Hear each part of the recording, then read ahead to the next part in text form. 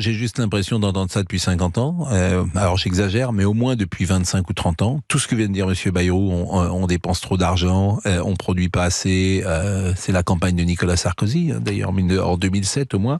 Simplement une chose que je retiens de ce qu'a dit M. Bayrou. Il a dit que nous étions le 16e au produit intérieur brut par tête d'habitant. On est 16e au monde, si j'ai bien compris. Nous sommes d'accord. Oui, je suis tout à fait d'accord avec vous.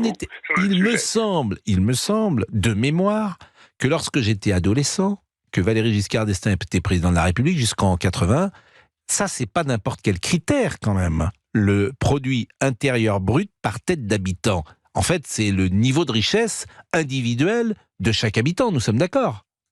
Ah oui, ça mesure le niveau de vie de chacun des habitants, et donc c'est vraiment le critère essentiel. C'est le critère. Et on était combien au niveau européen? Et on était combien en 1980?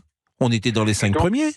On était 5 ou 6e en 1981 sous Valéry Giscard d'Estaing. Bon, mais ce critère-là, il était... Moi, je suis pas un grand spécialiste de l'économie, bien évidemment, mais ce critère-là, il était essentiel. Je l'entends à l'instant.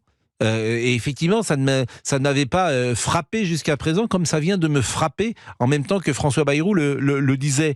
On est passé donc de la 5e ou de la 4e place à la 16e place. Lorsqu'on parle de déclassement, on est au cœur du déclassement de chaque Français et du pouvoir d'achat de chaque Français, Monsieur Crevel.